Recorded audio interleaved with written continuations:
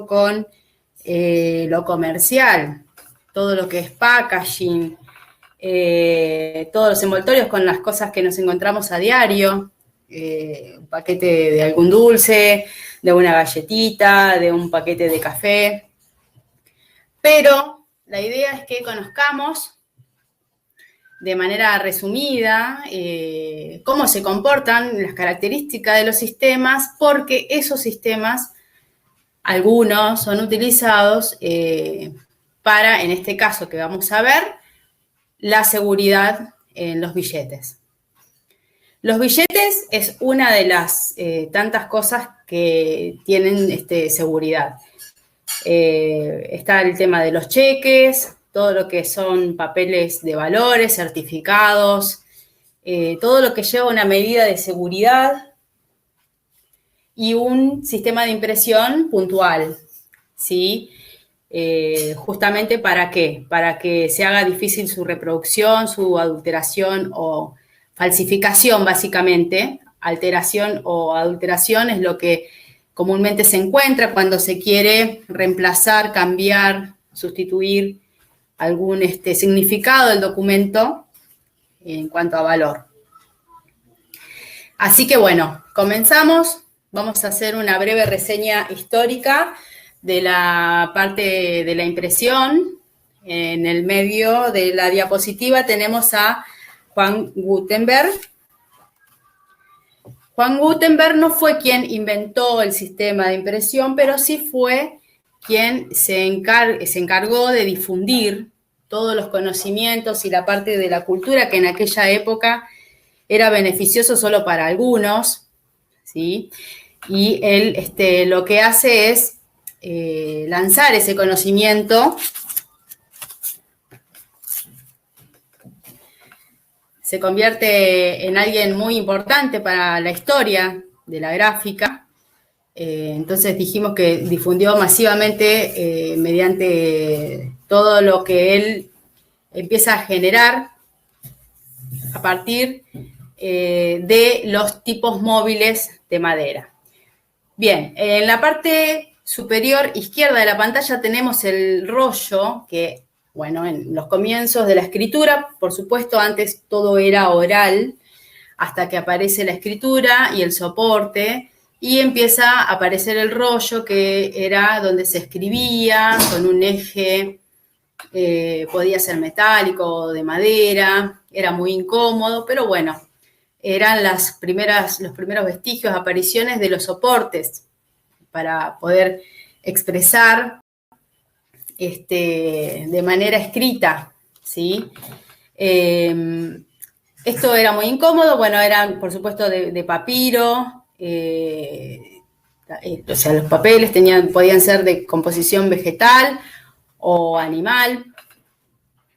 Más abajo tenemos el libro, el códice, que esto lo que nos quiere decir que ya es lo más cercano. Esto es una foto, por supuesto, orientativa.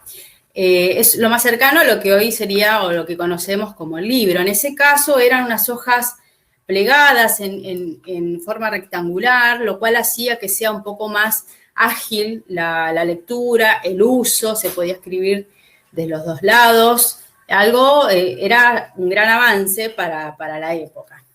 Bueno, Juan Gutenberg lo que hace es utilizar el sistema de la xilografía, que básicamente consiste en tallar la madera de la manera inversa, la figura, ¿sí? Dejando sobre relieve la parte que después se quería dejar impresa. Y basándose en esa técnica, empiezan a aparecer los tipos móviles, los cuales los primeros fueron de madera, que los fue realizando él. El estilo de la letra era gótica, porque era lo que se acostumbraba en esa época, pero resulta que había un problema, que esos tipos móviles se quebraban enseguida, entonces no eran muy resistentes. A raíz de esa problemática empiezan a surgir los tipos móviles de metal, ¿sí?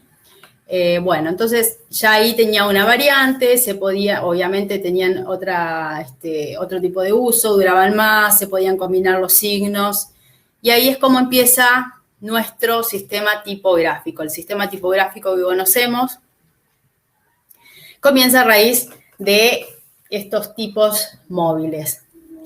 En la parte de abajo de la diapositiva que encontramos la Minerva, que fue la primera máquina que se sigue utilizando, ese sistema, plano contra plano. Este sistema lo que permite es que podamos encastrar los tipos móviles en un tipo de malla o de soporte en donde nosotros vamos a armar el escrito que queremos y esto se ajusta y se coloca sobre un soporte especial que tiene la máquina. Ese plato redondo que vemos ahí es justamente donde se esparce la tinta, que es por donde va a pasar los rodillos, que luego van a pasar por nuestros tipos móviles para imprimirlo directamente sobre el soporte, que en ese caso el papel iba apoyado sobre la platina y se realizaba la impresión. Se realiza la impresión porque es un sistema que se sigue utilizando.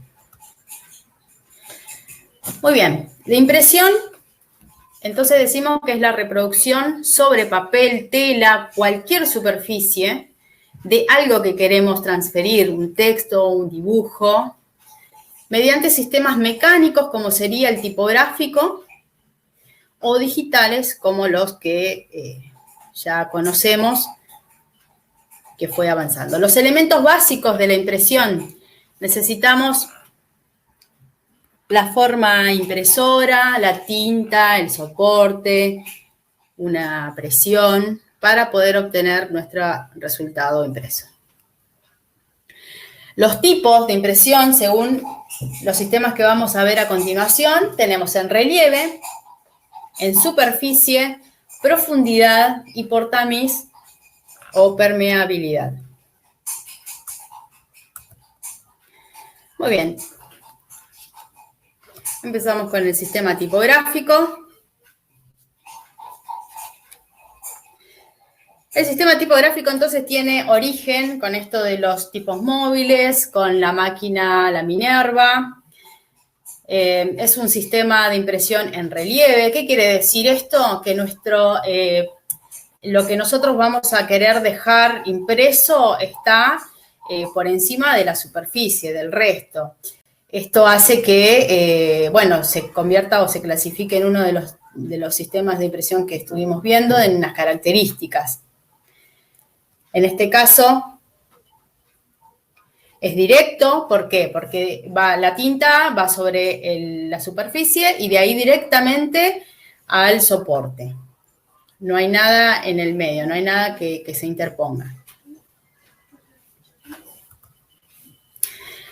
Los tipos de sustratos que se pueden imprimir, esto se utiliza para tiradas cortas, ¿sí? Porque es un trabajo artesanal, lleva un poco más de tiempo, entonces, por lo general, se utilizan para invitaciones, tarjetas personales, facturas, remitos, numeraciones. Esto también lo vamos a ver en los billetes, porque es un sistema que aparece en la impresión de los billetes. Así que bueno, este sería, en resumen, el sistema tipográfico. Entonces dijimos que se utiliza a través de móviles, entintados, directamente hacia lo que queremos dejar impreso, y es directo. Muy bien, pasamos al sistema flexográfico. La flexografía es un sistema de impresión que emplea planchas de fotopolímeros y tintas de secado rápido. Ahí en la imagen podemos ver uno de los 3 sistemas que tiene la Flexo para imprimir. En este caso comienza con el film, ahí en el rollo a la derecha, en la parte inferior. el sustrato se va a dirigir hacia el tambor central, pasando por el túnel de estabilización y va a ingresar a la zona del tambor central, en donde a los costados vemos los recipientes y los rodillos con las tintas. Este sistema, este es uno de los sistemas. Después tenemos uno lineal, que quiere decir que los soportes de las tintas van a estar uno por encima del otro. Y después hay otro más en donde los recipientes o soportes de tintas junto con sus rodillos van a estar en forma horizontal. Pueden ser 6 colores, pueden ser 10 colores. Y después, bueno, una vez que sale impreso, se vuelve a hacer una bobina para terminar. Bien, ahí tenemos unos ejemplos. Esto ya llevándolo a lo más cotidiano, el sello, algo que todos conocemos, las planchas que se utilizan en este sistema. También importante a la hora de tenerlo en cuenta para la impresión de lo que vamos a ver, que son los billetes.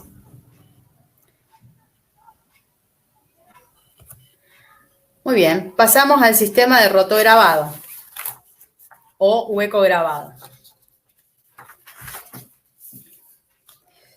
Bueno, este sistema, también conocido como hueco grabado, consiste en grabar los cilindros en los cuales va a llevar el dibujo y va a ser en bajo relieve. Entonces se va a llenar de tinta ese cilindro y va a transferir al papel soporte por el efecto de capilaridad.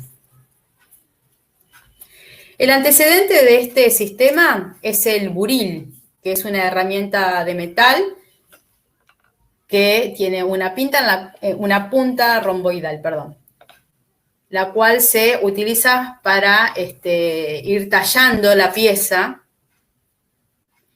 Es una técnica calcográfica muy antigua.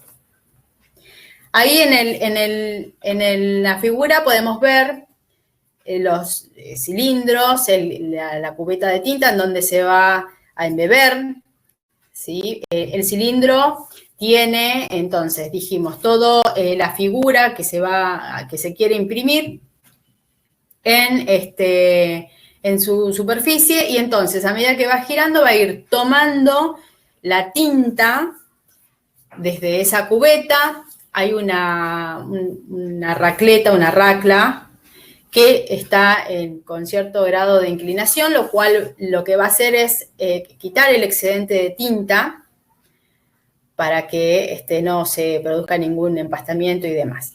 Muy bien, va a ir directamente sobre el soporte. Tenemos un cilindro que ejerce mucha presión. ¿Y qué va a hacer? Entonces, por capilaridad, la tinta se va a absorber al soporte.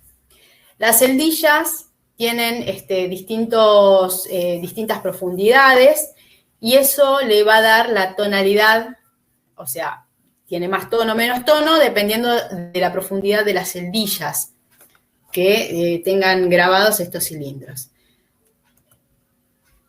Ahí estamos conociendo el sistema. Entonces hablábamos del buril, ahí tienen el elemento que todavía se sigue utilizando para hacer algunas terminaciones artísticas en algunos sistemas de grabado, y también algunos detalles que se utilizan para realizar los dibujos que se imprimen en los billetes. Muy bien, la recuperación de los cilindros. Esto es un sistema costoso relativamente, porque para cada color que utilice esa impresión se necesita un cilindro que tenga impreso lo que nosotros vamos a querer imprimir.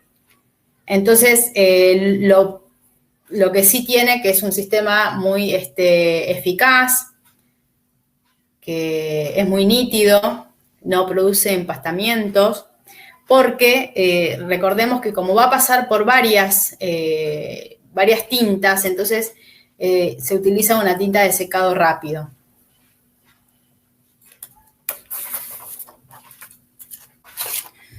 Muy bien. Algunas otras características de este sistema. que es de alta perfección, de fino registro, gran velocidad, que tiene una trama cerrada y una definición insuperable. Bueno, ahí tenemos algunos de los ejemplos de las cosas que se imprimen. Tenemos para revestimientos de muebles, los puch que encontramos en lo cotidiano, también para pisos, revestimientos de pisos, revistas, envases de café, de gaseosas y un montón de variantes. Muy bien, pasamos al sistema serigráfico. El sistema serigráfico es un sistema de impresión directo, el cual se realiza a través de una malla de tela tramada. En la parte izquierda tenemos lo que se usa de manera artesanal, sería, ¿sí? Es un soporte de madera o de metal que tiene una tela, preferentemente seda. La tinta, que es una tinta especial, es más pastosa. La racleta, que es con la cual se va a desparramar esa tinta sobre la superficie, y tenemos la zona de impresión impermeable y la permeable, ¿sí? Y a la derecha tenemos lo que sería un sistema digitalizado. La serigrafía es uno de los sistemas de mayor versatilidad, se puede hacer su impresión en diversos soportes, tela, vidrio, bueno, papel, una variante bastante amplia e importante. Bueno, ahí tenemos en la parte superior izquierda, sería como el antecedente histórico que todavía se sigue utilizando en las partes de manualidades y demás, o de decorativos ahora, que es básicamente es tener una matriz con recortes. Nosotros tenemos algo en donde la tinta va a pasar, en este caso se pueden utilizar otros elementos como pincel, dependiendo para qué es. Bueno, también tenemos las telas, las impresiones en las telas, distintas telas, las banderas. Ahí abajo hacia la izquierda, en la parte derecha inferior tenemos lo que son los distintos soportes donde vamos a colocar las telas que lleva para hacer este tipo de procesos. Y en la parte superior, a la derecha, tenemos un ejemplo de una máquina serigráfica digital de gran porte que, por ejemplo, es utilizado para las publicidades de la vía pública. Muy bien, acá pasamos a los sistemas de impresión especiales. Muy bien, tenemos la impresión en seco, no se utiliza tinta, por eso se llama seco. Es un plissé en relieve y con presión en el reverso, lo que provoca el relieve en el frente del papel.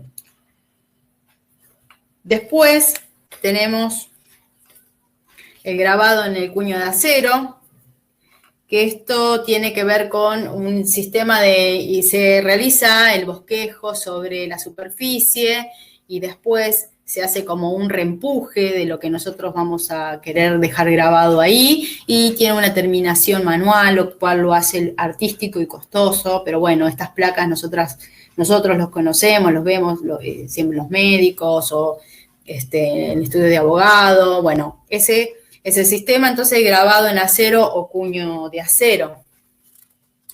Tenemos el timbrado, que primero se imprime con tinta en el frente y luego con otro plissé se presiona sobre el reverso, provocando un relieve en la parte del frente, sería en donde está la tinta. Así que en este caso del timbrado sería al revés. Primero se deposita la tinta y después se hace ese efecto de relieve. El hot stamping es un sistema también que consiste mediante el calor, transferencia de calor, el cual se va a fundir el foil, no es una tinta, lo cual lo hace muy brilloso. También se utiliza para todo lo que sea tarjetas personales, invitaciones y también para las etiquetas de los vinos se ve mucho el hot stamping. La termografía, que lo vemos en el medio, es un sistema que se va a ir colocando la tinta y lo que hace es, a medida que se va enfriando, sería, provoca ese relieve típico del sistema de la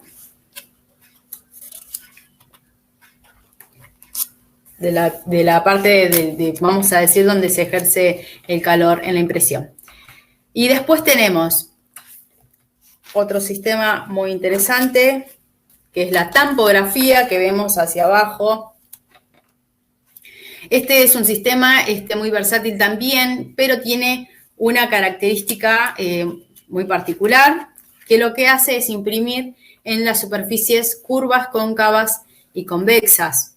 Lo que hace también que puedan imprimirse sobre vidrio, botellas, pelotitas de golf, tazas, un montón de variantes. Muy bien, seguimos ahí. Tenemos el sistema del Domes, que lo vemos ahí en el medio, que sirve para grabar todo lo que sea el tema de pines, llaveros y demás, que consiste, obviamente, la impresión de lo que nosotros queremos escribir, o la leyenda que quiera decir nuestro producto, y después es una resina que se va colocando, y bueno, a UV se endurece y eso se conoce bastante en los llaveros y demás. Otra tipo de soportes en donde podemos imprimir es, bueno, ahí vemos los vidrios de las botellas, las tazas, las portadas de los CDs y DVDs.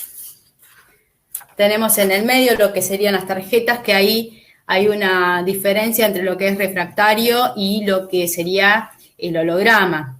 El holograma, a diferencia del refractario, va a ir dibujándonos una imagen, como una imagen latente, a medida que vamos moviendo el elemento. Y en el caso de la refractaria, como por ejemplo los papeles de regalo, solamente van a presentar cierto brillo.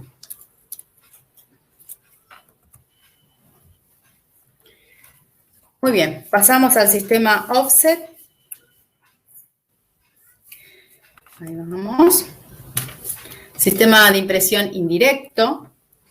El offset convencional trabaja con agua, tinta y planchas de aluminio. Es un sistema de impresión indirecto porque entre lo que vamos a imprimir hay un rodillo, ¿sí? No es directo, como por ejemplo vimos en el caso de la tipografía, en donde del móvil pasa la tinta y ahí directamente va a la superficie. Ya en este caso hay otro elemento en el medio y es lo que lo hace que sea indirecto. Es un juego de cilindros que humecta la plancha en toda la superficie. La plancha mojada tiene una emulsión con la imagen a imprimir. Por su conformación química produce el mismo efecto en la versión artística, que sería la litografía, rechazando la humedad, el agua, y solo recibiendo la tinta, que es la base de aceite. El antecedente histórico del sistema offset es la litografía, que esto se realizaba en una piedra calcárea, en donde se dibujaba con un lápiz especial de grafito graso. Entonces se produce la repulsión entre el agua, el medio acuoso y la tinta. ¿Sí? En este caso, la imagen va a estar al derecho. No es necesario, como por ejemplo en la xilografía, que veíamos que lo tenían que hacer invertido para que al apoyar el elemento para lograr su impresión, quedara al derecho. En este caso, directamente está al derecho. Bueno, tenemos también entre la variante del offset el seco. Esto, a diferencia de las tintas, acá lleva una plancha de silicona. Y esto nos va a permitir hacer las impresiones en superficies como metales, hojalatas, aluminios, plásticos y algunas etiquetas. Ahí tenemos unos ejemplos. Las etiquetas Inmol que siempre aparecen en los potes de helado, bueno, sobre plástico, los recipientes de lata. Muy bien. Seguimos. Impresoras. Bueno, de impresoras, solamente en este caso me voy a limitar a nombrarlas porque es muy amplio el tema. A modo referenciativo, entonces ya sabemos que la impresora es un dispositivo que está conectado a algún computador con una memoria y en este caso tenemos las tres variantes que serían matriciales, inyección a tinta y las láser. En el caso de las matriciales, su impresión se realiza mediante el sistema de agujas. En el caso de las inyección a tinta, bueno, es justamente una inyección, hay una cierta velocidad en la tinta, también que se producen algunos efectos como de gotas o de satélites en su impresión, y la láser que ya trabaja con un tipo con toner, ¿sí? Esas serían las tres variantes de las características de las impresoras, que esto en el caso de la pericia se realizan obviamente estudios para saber con qué elemento, con cuáles de estas impresoras, por ejemplo, fue reproducido un documento. Esto también después va a estar conectado un poquito más adelante con el tema de la fotocopia, pero cada una de estos elementos tienen ciertas características que son vitales conocerlas para el momento de realizar un estudio pericial. Muy bien, pasamos a la parte digital, que es algo que ya todos conocemos y en los cuales estamos totalmente sumergidos.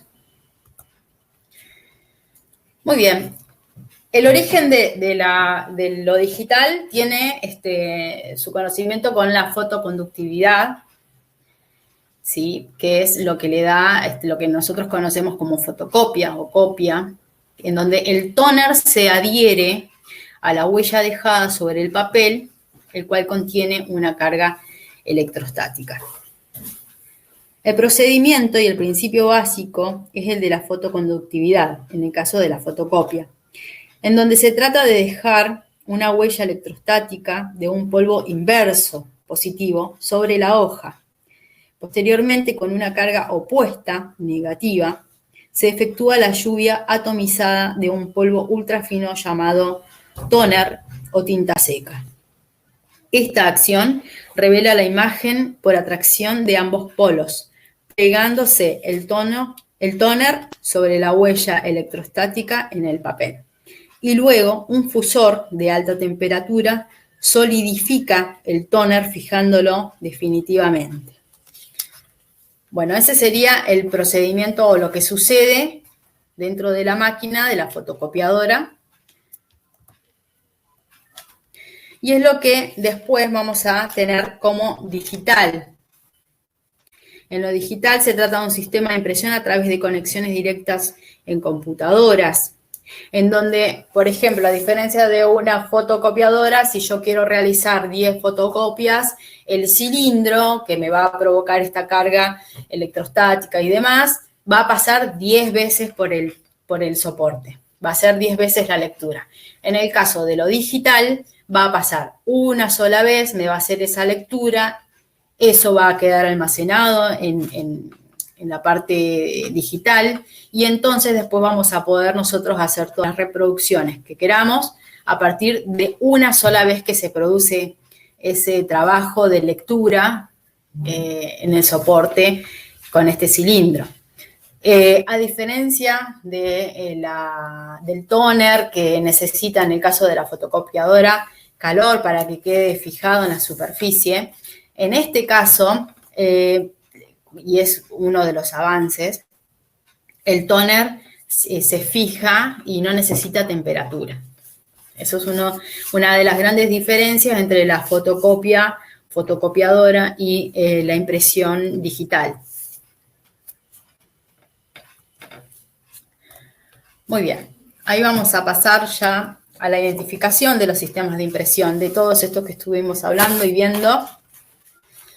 Vamos a ver, por ejemplo, en el caso de la tipografía que encontramos, tengamos en cuenta que es un sistema de impresión en donde se provoca o se produce un golpe. Ese golpe va a dejar como consecuencias que todo esto yo lo tengo que ver en el momento de hacer, por ejemplo, una pericia de falsificación de marcas, de adulteración, alteración de documentos, pasaporte, DNI. Todo esto es vital, observar los bordes, porque ahí yo me voy a dar cuenta de qué tipo de sistema estamos hablando o con qué se estuvo trabajando o manipulando el documento. En el caso de la tipografía, sus bordes van a presentar como un exceso de tinta y el fondo se va a presentar un poquito más claro. Esto tiene que ver con la presión que ejerce el tipo móvil y el golpe hace que la tinta se escurra hacia los costados, se abra. Esa es la característica de la tipografía. En el caso de la flexografía, hagámonos la imagen de cuando hacemos un estampado de sello.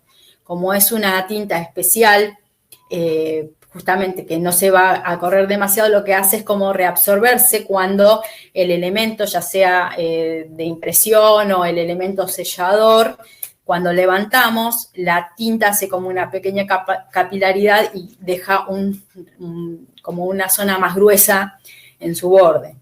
En el offset, bueno, vemos bastante nitidez. En este caso es uno de los como más homogéneos de los bordes, muy característico de este sistema de impresión.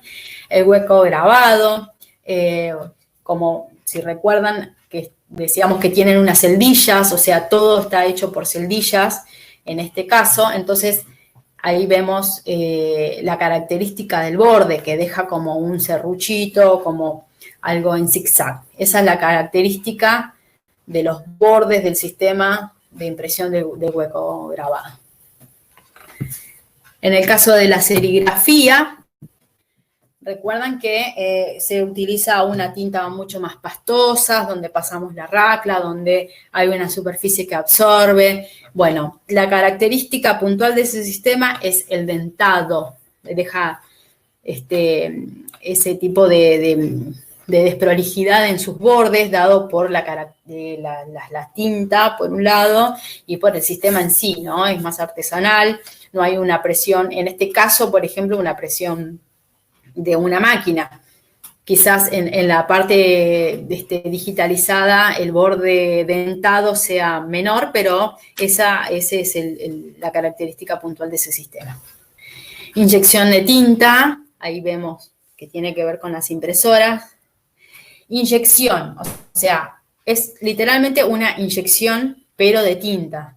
Entonces, lo que va a hacer es provocar algunas satelizaciones, que también se puede ver en la parte de la serografía, que sería la fotocopia, porque las partículas, por ejemplo, en el caso de la inyección de tinta, se disparan, y eso son detalles muy puntuales a la hora de analizar ese sistema en un caso pericial, por ejemplo.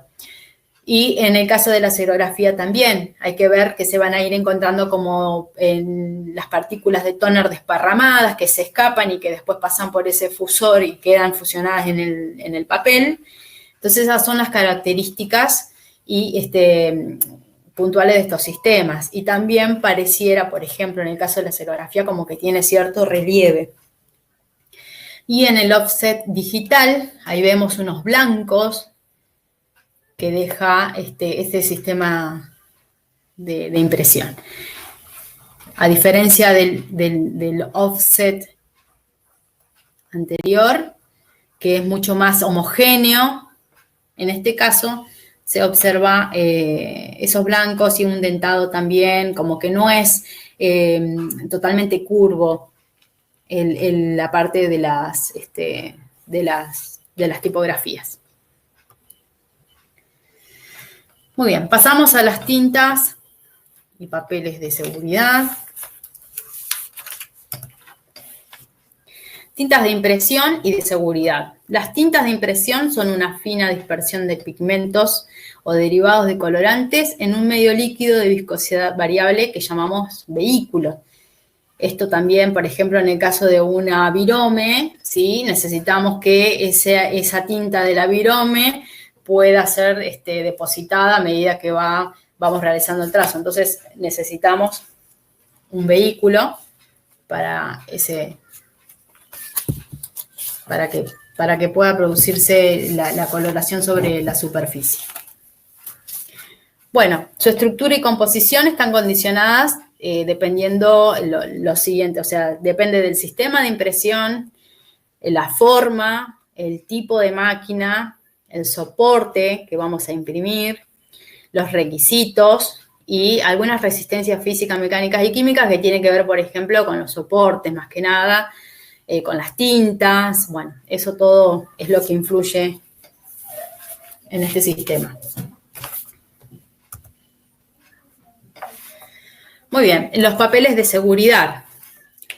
A diferencia de los papeles comunes, el papel de seguridad se va a elaborar desde una manera diferente, ¿sí? Nosotros en los papeles que utilizamos comúnmente para imprimir y demás, por ejemplo, tienen blanqueadores, que eso a la hora de determinar, por ejemplo, en un billete falso, influye mucho y es algo que de vital también importancia a la hora de detectar estas falsificaciones, de realizar una pericia. Bueno, las propiedades de estos papeles, superficies encoladas. Lo que hace el encolado viene a ser lo que une, cuando se elabora el papel, las fibras y le da una, o sea, algo que nosotros sólido y podemos pues manejarlo, ¿sí? Entonces, son las fibras que están unidas entre sí mediante estos encolantes. Esto lo que hace es evitar los borrados y en el caso de acciones fraudulentas, por ejemplo, un raspado, lo que hace ese encolado se rompe y hace que las fibras se erosionen y entonces ahí vamos a encontrar un montón de detalles. Por ejemplo, en el caso de la tinta se va a dispersar porque ya no tiene esa protección la superficie. Entonces, es muy importante observar estas cuestiones físicas en los distintos papeles, documentos que tengamos para nuestro estudio pericial. La reacción a los solventes son, bueno, justamente unos solventes que son utilizados para solubilizar el pigmento que poseen las tintas especiales de los bolígrafos. Después reacción a los borratintas, que son dos reactivos. El borratinta tiene un reactivo que es el que erradica la tinta y otro que completa la acción. El anclaje de la tinta. La masa de papel es tratada de manera tal que asegure la penetración de esa tinta. Y este es un ejemplo claro de estas situaciones, por ejemplo, cuando escribimos con una tinta fluida en un papel, por ejemplo, que es para acuarelas, que tiene como un laminado, entonces, o por ejemplo, los brush pen, que son los marcadores con punta de pincel. Bueno, yo por ejemplo agarro un film y apoyo sobre esa superficie y me va a quedar dispersa la tinta. Bueno, esto es lo que sucede con el anclaje de la tinta, ¿sí? O a veces uno está escribiendo y pasa la mano y se mancha. Eso tiene que ver, entonces, la tinta que estamos utilizando y el sistema o el papel que tenemos, si es tan compatible, absorbente o no con esa tinta. El fondo no fluorescente. Este fondo es muy recomendado porque facilita detectar bajo la luz ultravioleta los intentos de adulteración en impresiones. Y las filigranas o marcas de agua, ¿sí? Que es un signo u ornamento ejecutado con un hilo de cobre cosido sobre la malla metálica en distintos motivos. Y es visible a la luz, a trasluz de la hoja, perdón. Bueno, estas son las características de nuestro papel de seguridad. No es un papel común. Estos papeles para pasaportes, DNI, títulos de propiedad, certificados, para ese tipo, todo lo que sea de valor, son estas condiciones dadas del papel y obviamente el billete. Muy bien. Pasamos a las tintas especiales, fugitivas, invisibles, reactivas, magnéticas, iridiscentes, termosensibles, OBI, fluorescentes, metálicas, fotocromáticas, sangrantes y fugaces.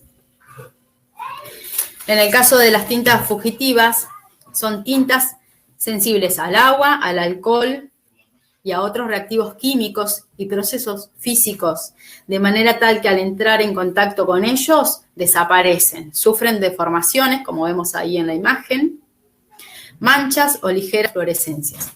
Se utilizan normalmente para fondos de seguridad y es una importante medida contra las adulteraciones de los documentos. Las tintas invisibles son tintas que no pueden ser visualizadas a simple vista y que requieren para su lectura un agente revelador.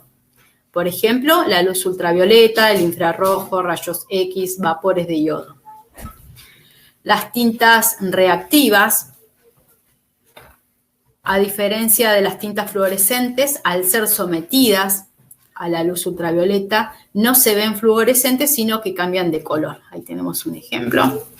Las tintas magnéticas se denominan así a todas aquellas tintas formadas por hierro, las cuales se leen mediante un cabezal denominado detector magnético, conocido también como el detector de falsificaciones.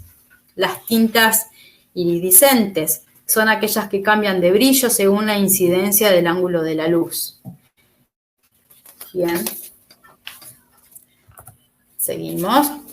Las tintas termosensibles son tintas que tienen la propiedad de cambiar de color o desaparecer cuando son sometidas a temperaturas variables, como por ejemplo el calor de la piel humana. También ahora aparecieron, por ejemplo, unas tazas en donde a medida que vamos colocando la bebida caliente se va apareciendo una figura, un dibujo, un diseño. Bueno, ese es también el uso comercial de la tinta termosensible. La tinta OBI, tinta ópticamente variable, es óptica porque la observación se realiza en forma directa, sin medios indirectos. Por ejemplo, yo eso lo veo a simple vista, ¿no? No necesito ningún elemento como lupa o algo para poder ver. De acuerdo a la ubicación, en este caso del billete, depende de la incidencia de la luz y del movimiento, van a ir mutando los colores. Las tintas fluorescentes se denominan así a las tintas que por su composición química se convierten en fluorescentes cuando son sometidas a luz ultravioleta. Un caso muy conocido, por ejemplo, sería en los billetes de polímero, el euro. Las tintas metálicas, su denominación se debe a la composición química, dado que entre sus componentes se hallan componentes metálicos como bronce, cobre, lo cual le da su brillo característico. Las fotocromáticas son tintas que poseen un componente que reaccionan frente a una luz lumínica ultravioleta o algo similar. Y las sangrantes son tintas que tienen componentes ácidos y que parece derramada. Las fugitivas se utilizan normalmente en los fondos de seguridad y es una medida muy importante contra las adulteraciones en los documentos, ya que al intentar eliminar alguna constancia, o sea, por cualquier medio, se destruyen o desaparecen las impresiones, poniendo en evidencia la maniobra, perdón. Muy bien, pasamos a los elementos de seguridad en los billetes. Bueno, todos estos y más, dependiendo, por ejemplo, para qué tipo de documentos, por ejemplo, para los cheques también hay otros tipos de elementos, para las chapas patentes, para, en el caso, por ejemplo, de los pasaportes o DNI, bueno, pasaporte más que nada, o algún documento que lleve un cosido. Bueno, hay como otras variantes también de elementos de seguridad. En este caso, sacando el guilloche, el resto están todos referidos a los billetes. Los hilos de seguridad, vamos a ir viendo ahí para que vean cada ejemplo. Bueno, los hilos de seguridad, como vemos, que aparecen en los billetes, estos están puestos entre medio sería de la superficie del papel. Son medidas de seguridad que se van haciendo al igual que la marca de agua, que los confetis o, por ejemplo, las fibras exóticas, son o los filamentos de seguridad, son todos elementos que se colocan al momento de fabricar ese tipo de papel. Por ejemplo, la marca de agua se realiza cuando el papel está húmedo, está la máquina con su bosquejo, ¿verdad? Y entonces lo que hace es provocar un adelgazamiento de la superficie. Y este adelgazamiento, si lo miramos a contraluz, es lo que nosotros vemos como la marca de agua. En el caso de las fibras o de los confetis, todo eso está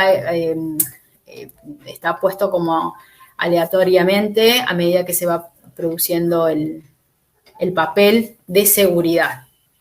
El registro perfecto es el dibujo que nosotros cuando miramos a contraluz vemos, o sea, si lo miramos a simple vista tenemos una parte del dibujo y después es cuando se completa nuestro dibujo, que es uno de los primeros elementos que hay que observar, que en billetes falsificados obviamente que no presenta esa perfección en cuanto a la unión de su dibujo. El carteo es un sonido muy típico del billete, que está dado por la disposición de las fibras, ¿sí? Y también, por ejemplo, en el caso del dólar, que su papel tiene la composición de 25% de lino y 75% de algodón, el lino es lo que le da un color particular, por ejemplo, y también ese sonido de carteo. Eso es algo muy característico del billete, y también está dado no solamente por la composición del papel, sino también por los sistemas de impresión que se utilizan. La imagen latente es, algo que está, como vemos en la imagen, es algo que cuando nosotros vamos a mover o movemos la imagen, aparece algo dentro de ese logo con esa imagen. Es algo que está ahí y que aparece a medida que nosotros lo vamos moviendo. En el caso de identificación para no videntes, ahí tenemos varios ejemplos. Por supuesto que esto tiene que ver con el sistema calcográfico, que lo que hace es dejar un relieve, ¿sí? Esto es al tacto. Ahora vamos a ver más adelante las características o el denominador común de los billetes. Los hologramas, como hablábamos hoy, que a diferencia de los refractarios, el holograma lo que tiene es que según el movimiento vamos a ir teniendo un dibujo. Filtro verificador, como en el caso del real, son distintos sistemas, no todos los billetes tienen los mismos sistemas, algunos coinciden, otros tienen variantes. Las microimpresiones, fundamentales para detectar los sistemas, o sea, las falsificaciones, porque las microimpresiones están hechos con el sistema calcográfico, que es un sistema que permite que las líneas estén muy cerca y no se provoquen empastamientos, se puede leer, o sea, es muy legible, y eso es algo que no se puede reproducir con ningún otro sistema de impresión. Así que es una de las características puntuales que se observan también en los billetes para saber si hay algún tipo de alteración. Los guilloches son esos fondos de seguridad que aparecen, por ejemplo, en el DNI, en el pasaporte, que son también muy difíciles de reproducir y que por lo general son como muy nítidas sus líneas, porque tiene que ver con el sistema de impresión. Y los fondos de seguridad, bueno, también similar al anterior, son los que aparecen en los certificados, bueno, son como dibujos que presentan los soportes. Características en las medidas de seguridad en billetes. Ahí está el denominador común del que hablaba, que era toque, mire y gire. Acá, bueno, vamos a hacer un paneo por algunos billetes.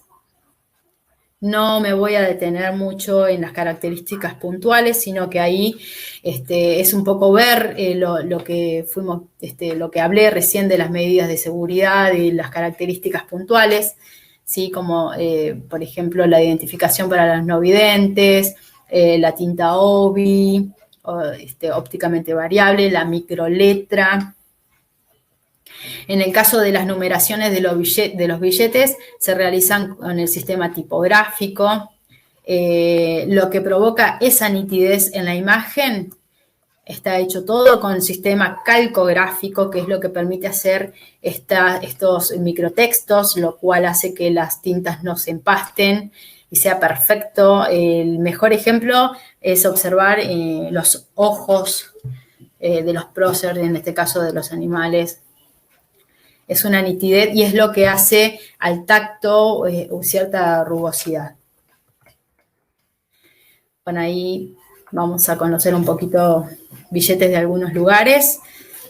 La idea era por ahí, teniendo en cuenta el público hoy presente, bueno, quise como no solamente mostrar lo nuestro, sino compartir de otros lugares, y todo está indicado, siempre es toque, mire y gire, o sea, lo que sentimos al tacto, las impresiones. El billete que está falsificado por lo general no va a presentar ningún tipo de relieve. Si yo voy a hacer el carteo, no voy a escuchar ese ruido característico del billete, o por ejemplo van a estar deformadas o empastadas las líneas. O por ejemplo, en el caso de la tinta, no va a ser ópticamente variable, o sea, yo voy a mover el billete y el color va a ser siempre el mismo, no va a virar como en este caso podemos ver que se producen los cambios de colores. Bien, ahí seguimos.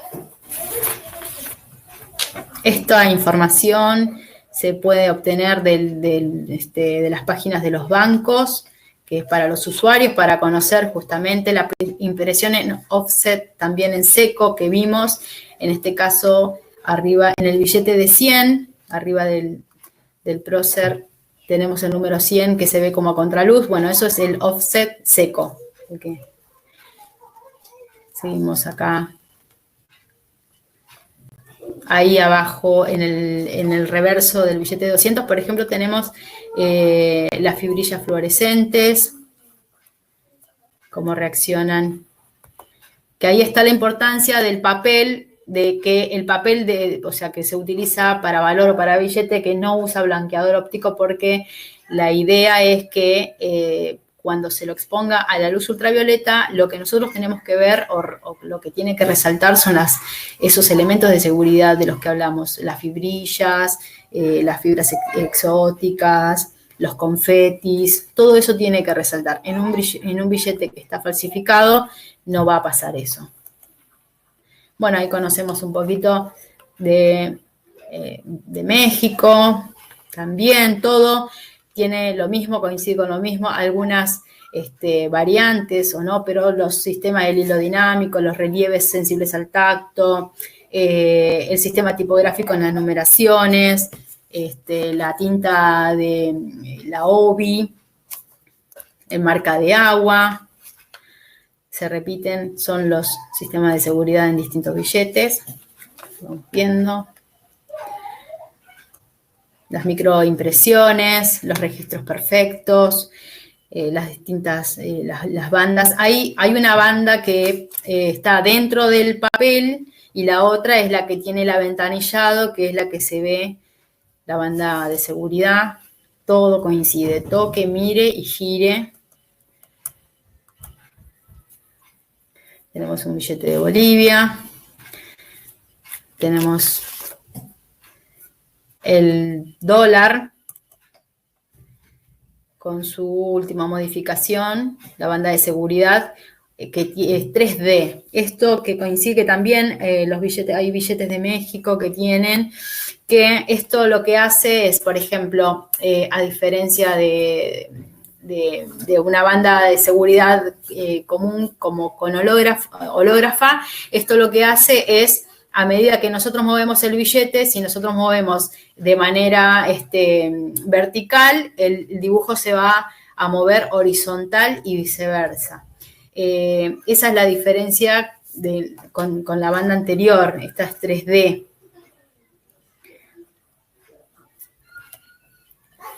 Seguimos viendo, bueno, el dólar es un billete que no tiene a lo largo de su historia muchas modificaciones. Es un billete que, si hay series muy antiguas, se pueden seguir utilizando. A diferencia, por ejemplo, de nuestro peso argentino, que va modificándose y directamente cuando se cambia algo se saca de circulación ese tipo de billete. Bueno, en este caso no pasaría lo mismo. Es como bastante conservador. Muy bien, ahí pasamos a el euro, también toque, mire, gire, todo se repite. En este caso del billete del euro, digo el euro porque fue como un poco el pionero en el billete de polímero, pero hay muchos lugares que tienen billetes de polímero y bueno, acá vemos también marca de agua y lo de seguridad. En el caso del euro, lo que lo hace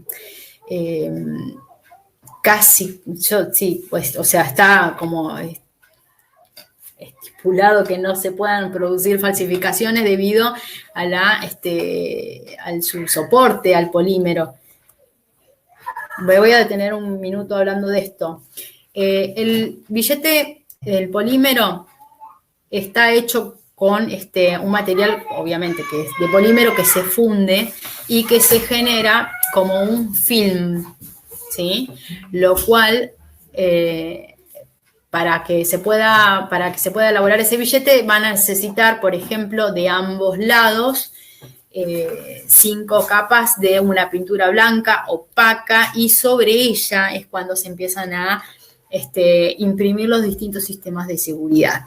Lo que lo hace muy característico es esa ventanilla que tiene transparente en la cual después se va a hacer otro tipo de impresión que justamente ya salen en esas 5 manos de pintura opaca blanca, ya tiene el aventanillado. Entonces, es una de las medidas de seguridad imposibles casi de reproducir.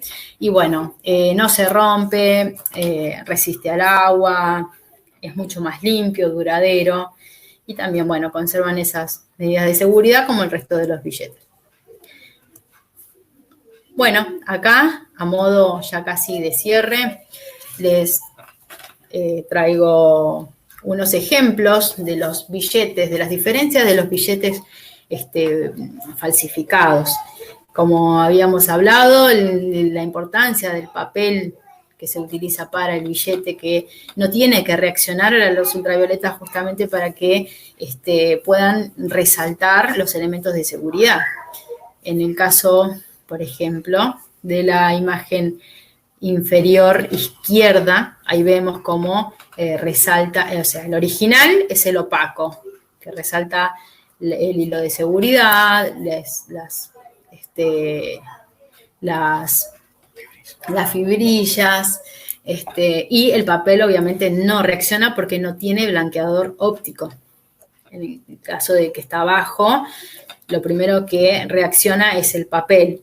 Y esas fibrillas de seguridad se suelen hacer, por ejemplo, con el elemento que se utiliza para limpiar los elementos de la cocina.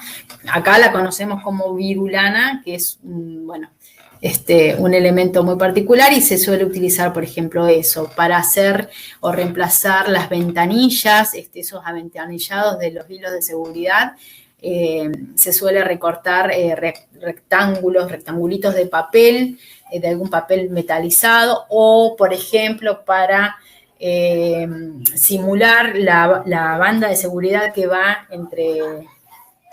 dentro del papel, suele pintar por la parte del reverso. Obviamente esto está hecho para el apuro, o sea, uno no va a mirar a veces el billete de los dos lados, sino solamente del anverso.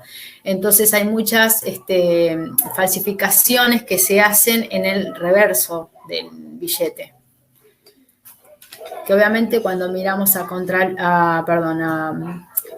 luz UV, se van a poder observar todas esas falencias. También se suele utilizar, por ejemplo, un billete para hacer dos.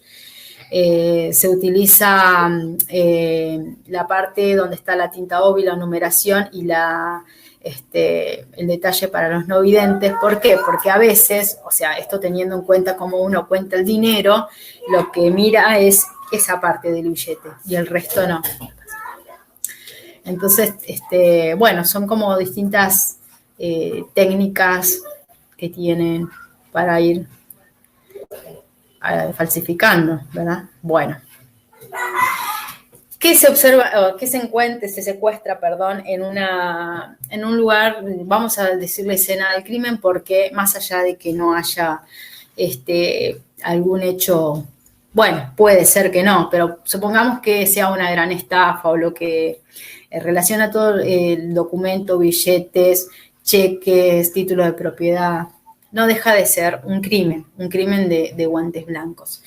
Bueno, supongamos que nosotros vamos a un lugar en donde encontramos evidencias. Nos tenemos que llevar todo, matrices, tintas, soportes, bueno, las maquinarias, herramientas, los guantes, vidrios que se puedan utilizar para hacer como a contraluz, los elementos, como vemos ahí, para hacer microcirugías que se utilizan muchísimo en los cheques, ¿sí? Esto es una técnica muy avanzada, o sea, tiene que ser muy experto la persona que lo haga, pero bueno, es justamente una de las maniobras fraudulentas más comunes en los cheques para cambiar numeraciones y alterar los valores. Entonces, nosotros nos llevaríamos todo para analizar, porque quizás por separado esto no tenga ningún significado, pero si empezamos a juntar todos, nos vamos a encontrar con, por ejemplo, falsificadores o algún tipo de organización que se encargue de hacer todas estos tipos de maniobras. Bueno, también dejé un poco para el final algo que no deja de ser importante, y es algo que por ahí no se lo tiene muy en cuenta para la parte pericial, el Pantone. El Pantone se utiliza mucho en la parte gráfica, justamente porque dos personas pueden no ver del mismo color, tiene que ver la incidencia de la luz, el momento del día, el cansancio de la persona. Entonces, para evitar, por ejemplo, en los sistemas de impresión, supongamos una marca de té, para que el té, o sea, el envoltorio sea verde y sea el mismo verde y no correr riesgos, se utiliza el sistema Pantone. Entonces, no importan otras características, sino que basándonos en esa cartilla de clasificación de colores, podemos obtener el mismo tono en nuestros productos. Pero, ¿qué pasa si nosotros llevamos esta cartilla Pantone al lugar del hecho? ¿En qué lo podemos utilizar? Ese es un ejemplo, y esto queda como a modo de implementación, a tener en cuenta, enriquecimiento. Por lo general, cuando se encuentra, aunque nosotros sepamos que es sangre, no se puede decir que es sangre, sino que es una sustancia de color o símil rojo, o símil, todo es símil, o no se puede decir categóricamente que es color rojo y que es sangre. Bueno, este sería como un disparador que queda abierto, para lo cual lo podemos utilizar. Y en el caso de las tintas, en los laboratorios, por ejemplo, también se puede utilizar. ¿Por qué? Porque si yo quiero saber las características propias de una tinta, yo tengo que saber el tono, la claridad y la saturación de esa tinta.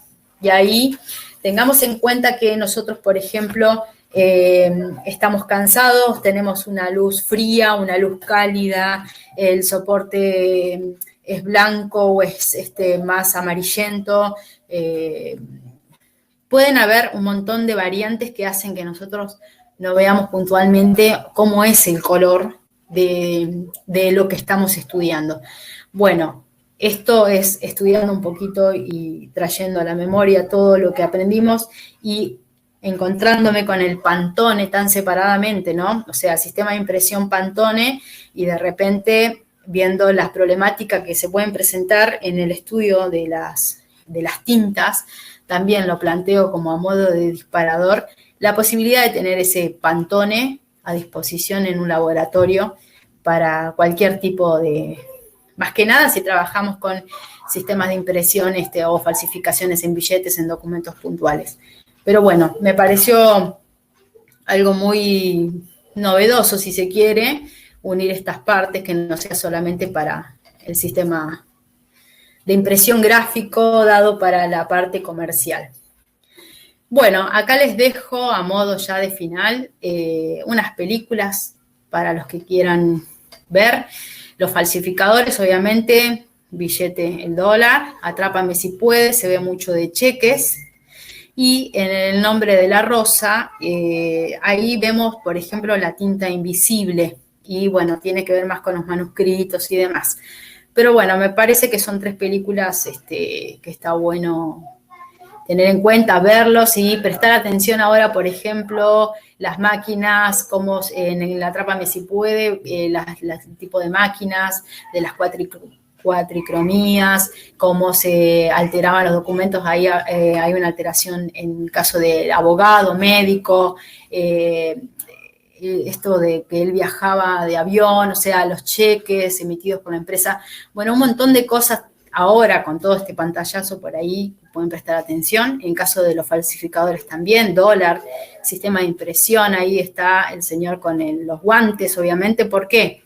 Porque el papel presenta, ¿se acuerdan de la tinta que si está en contacto el calor, sudoración de la mano? Todo eso se puede desvirtuar, entonces por eso se usan guantes para hacer esas falsificaciones, para no alterar el soporte. O sea, no alterarlo más de lo que lo están alterando. Y bueno, y en El nombre de la rosa, si alguien vio por ahí la ponencia pasada que hablábamos del manuscrito y demás, bueno, ahí tienen algo que es muy, muy atrapante y muy, bueno, es una película, pero está muy interesante. Bueno, gracias por la atención a todos y quedo a disposición. Denis. Muchas gracias. Vamos a poner el chat para ver si hay algunas preguntas de parte de los compañeros. Te cuento que estuvieron conectados 1,100 personas. ¿Cuánto? Un montón. Sí, entonces vamos a ver aquí las preguntas. Ya hay varias. Excelente conferencia, dice Claudia Inés. Daniel Barrientos, excelente. Carmen Amelia Chocop, excelente. Saludos desde Guatemala. Miguel Osvaldo, excelente conferencia. Ligda Larisa, muchísimas gracias. María Susel, como todo. José Francisco Pacheco, excelente conferencia. Vitalina, interesante ponencia. Julio, gracias, licenciada. Silvia Lucrecia, gracias, excelente. Yasmín, excelente presentación. Pedro, muchas gracias. Luis Orlando Ligorría, muchas gracias, excelente. Sharon Gersabel Hurtado, excelente ponencia. Magdalene, muchas gracias. Neri Alfonso, buena presentación. Alvin, gracias por la conferencia. Kira, muchas gracias. Anabeli, muchas gracias por impartir sus conocimientos. Franco Sebastián, excelente. William Ramón, excelente. Giovanni Pivaral, excelente presentación. Susana, en el mismo sentido, todo estuvo excelente. Aquí tenemos a Jonathan. Vamos a localizarlo porque entran muy rápido los mensajes. Sí. Dice, excelente ponencia. Licenciado Jerónimo, muy buena presentación, aprendí muchísimo, muchas gracias, todo el equipo de trabajo. Cordialmente, Jerónimo García. Saludos al licenciado Jerónimo. Excelente, Haroldo, felicidades. Gabriela, excelente, gracias. Bendiciones. La mayoría de documentos. ¿Para qué nos sirve la documentoscopía? Vamos a ver aquí, ya se me volvió a perder. Bueno, vamos a paralizar un momento el chat para que mientras ubicamos las preguntas. Bien. Esa es una pregunta, Denis, ¿para qué sirve la documentoscopía? Sí, pero tenía otra colita ahí que no la logré leer, ahorita la vamos a ubicar, ahorita vamos a ver. Bueno. ¿Cómo identificar documentos falsos rápidamente? ¿Algún mecanismo? Pregunta la licenciada Maite. Bueno, siempre ahí nos basamos en el común denominador que decía toque, mire y gire, ¿sí? Principalmente los billetes, hablando de billetes, ¿no? No presentan reacción al tacto. Todos los billetes por el sistema calcográfico presentan un relieve característico y también lo que hace el carteo. Como las impresiones por lo general se hacen en sistema offset, ¿sí? Hace que todo sea plano, no tiene relieve. Bueno, esa es una de las características. El tema de la variabilidad óptica en las tintas, cuando yo muevo, tiene que haber un brillo característico y también cambiar de tonalidad. Eso es lo que principalmente podemos ver, ¿sí? Bueno, la marca de agua, por lo general, parece más un dibujo que algo transparente. Convengamos que la marca de agua es algo que se hace en el momento de la fabricación del papel, entonces es algo muy difícil. Serían como lo más esencial, más que nada al tacto. Lo más rápido. Excelente, muchas gracias, licenciada, felicitaciones. Una consulta, ¿con qué equipo se podría verificar el papel moneda? Con una luz ultravioleta.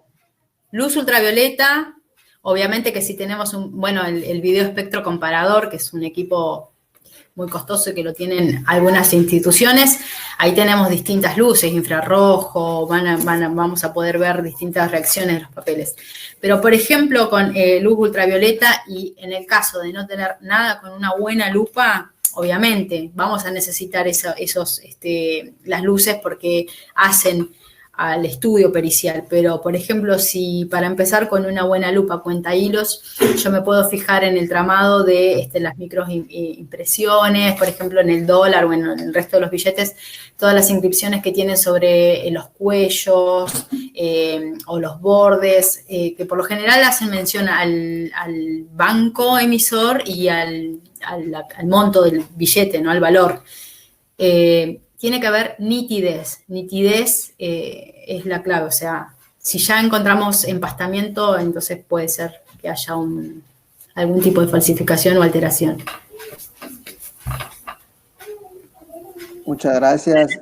Jonathan Emir dice, ¿se puede dar seguimiento al tipo de tinta que se haya utilizado en una falsificación de billetes, como problemas de la fábrica o empresa quien realizó la tinta? No, porque si el billete no está en condiciones, directamente no sale de la casa de monedas. O sea, hay algo muy estricto, o sea, tiene que ser perfecto para salir. Si no está perfecto, no sale.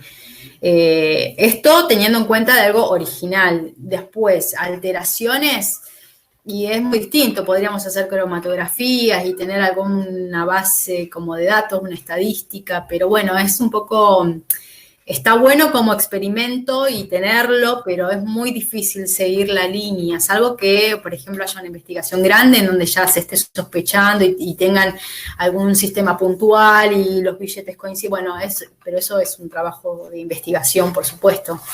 Llegar a dar con alguna red que falsifique documentos y billetes y demás, sí, pero a través de una investigación.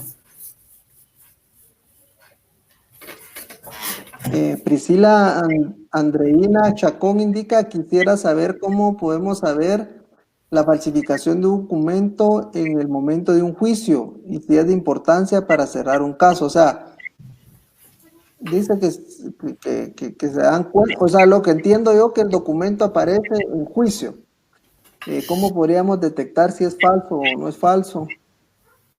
Bueno, antes que nada, si un documento llega a juicio, antes tuvo que haber pasado por pericias. No llega un documento así nomás. Entonces, hay estudios, pasan a ser documentos cuestionados. Entonces, independientemente que sea de tinta del sistema de impresión que hablamos, o de un manuscrito, o de una máquina de escribir, de lo que sea, ese documento es un documento cuestionado. Y si ese documento está cuestionado, entonces hay una pericia caligráfica o un examen documentológico. Entonces, salvo que, no creo, bueno, que esté muy mal hecho todo, pero no, es muy difícil que llegue a juicio algo falso, entonces hubo un problema en el procedimiento, pero no, tiene que haber, y en todo caso se puede solicitar que se haga algún tipo de pericia puntual, pero no, yo no creo que llegue un documento falso a una instancia de esas. Muchas gracias, licenciada. Ana Gabriela Gutiérrez indica, excelente conferencia, muy interesante. Gracias por compartir sus conocimientos. Saludos desde Guatemala. Carlos, de igual manera, excelente. Williams, buena presentación. ¿Cuál podría ser un error más común que cometen los falsificadores? Pregunta Marco Rodríguez. En realidad, bueno, directamente la impresión en general. Los sistemas de impresiones que se utilizan son los que utilizamos nosotros en lo cotidiano, una impresora, o sea, es muy burda salvo que, bueno, sea algo muy experto, como hablamos un poquito de los cheques, que ya es una microcirugía, pero por lo general son burdas las falsificaciones de los billetes. Muy burda. Incluso a veces, que me ha pasado de tocar billetes varias veces y la tinta se empieza a correr. Entonces, pero para todo esto, obviamente, la persona que a todos alguna vez, bueno, no sé, me ha pasado, uno en el montón no se da cuenta, pero lo importante es el tacto, el relieve. El relieve es vital, por más que no lo veamos porque bueno, uno a veces no está apurado, recibe y se va, pero al tacto es como un poco lo más rápido y el secreto. Romilio, excelente conferencia. Elida, muy bien, excelente conferencia. Saludos de Guatemala. Cintia, el mismo sentido. Excelente, dice Lidia. Eric Valdizón, felicitaciones desde Guatemala. Walter Chu, saludos, soy de Guatemala. Tenemos varias personas como de México, Perú, Argentina, Colombia que nos están visitando en esta conferencia de ciencias forenses en su cuarta clase. Para mí ha sido un gusto, licenciada, volverte a tener aquí en esta plataforma. La Casa del Operador de Justicia con Criminalística Moderna, pues hemos tratado la manera de llevarle hasta sus hogares conferencias de calidad y sobre todo profesionales con experiencia y mucha capacidad de transmitir sus conocimientos, y estamos para servirles. Te dejo en el uso de la palabra para que te puedas despedir de tu público y que pases una feliz noche. Muchas gracias por estar aquí con nosotros. Un fuerte abrazo a la distancia. Bueno, Denis, muchas gracias a ustedes por la invitación, por hacerme partícipe. La verdad es que me emociona toda la gente que hoy escuchó esto. Los nervios son inevitables. más allá de que uno esté frente a la cámara y una compu, pero bueno, la idea era un poco compartir algo que lo vemos en lo cotidiano y que, bueno, uno a veces cuando no sabe o no está muy enterado del tema, no sabe o todo lo que hay detrás de algo que, por ejemplo, vemos en un packaging o en lo que sea. Hay muchísimo de cada cosita que por ahí fui hablando, hay un universo, o sea, estos billetes, hay cheques, hay de todo y mucho para aprender, seguimos aprendiendo, así que bueno, la idea era acercarles este conocimiento y ahora creo, y estaría bueno que cuando vean un billete puedan saber algunas de las medidas de seguridad. Les recomiendo las películas que están buenas y bueno, me quedo a disposición para lo que pueda colaborar siempre y hacer a la capacitación. Así que bueno, estoy más que agradecida, estoy muy feliz y bueno, muchas gracias y buenas noches.